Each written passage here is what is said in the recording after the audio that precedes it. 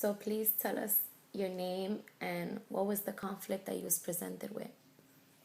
Well, my name is Sarah Lee. I'm an assistant teacher for junior high school in Bushwick. And I work with 7th graders at the time. And being in that setting, I had a conflict. I have many conflicts with students, but there was one particular conflict that a student had.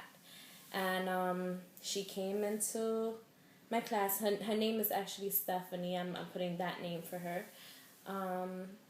She came in, she was feeling sad, she was like teary and trying to tell us that some things were going on in the school. And I asked her some questions because she looked really sad. She said she was being harassed, some type of harassment from boys, big, tall boys, about 4 of them. And at this time, I'm a little worried and not too sure whether or not the story is true, but my thing was to present it to somebody else that can also help her. It's a thing that she didn't tell to many people. She did confide in me, so I wanted other people to know so they can help also. Wasn't too sure if anybody else believed her, so I took her immediately to the guidance counselor. And there where I tried to leave her for a couple of minutes so she can get some stuff out and speak to the guidance counselor, I told her I would be back for her in a little while, the next period. And I went again to pick her up just for the reason that if it is true, I wanted to make sure that she was okay.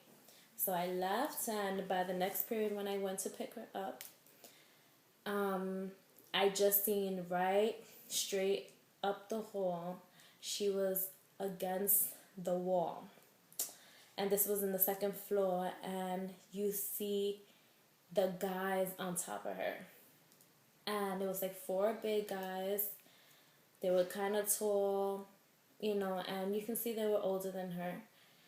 And I can just see her like tears, and she was so sad, and she was like scared in the same time. And I couldn't even stop myself from just like getting excited and what's going on, and you're kind of screaming, it just made me feel like that. And I'm like, what's going on?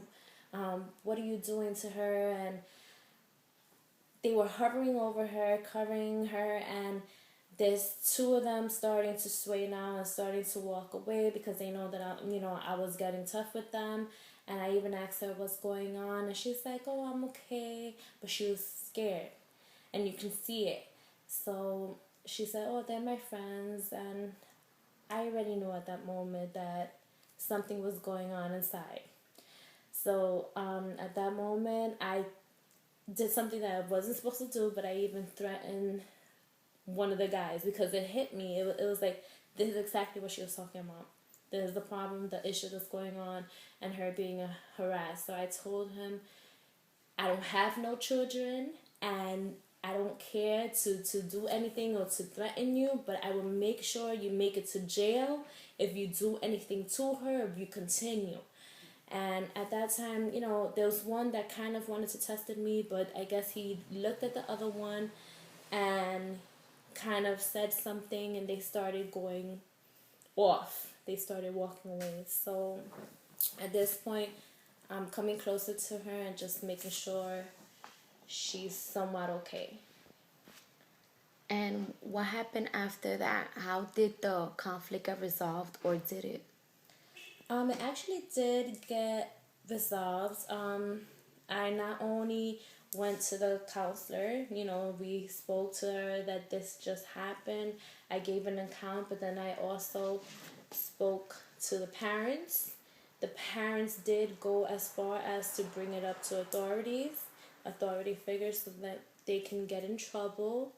And although too much wasn't done with the rest of the boys, but there was one that did get in problems with it, with the authorities. So the other ones, they just had some type of getting in trouble in school, and that's it.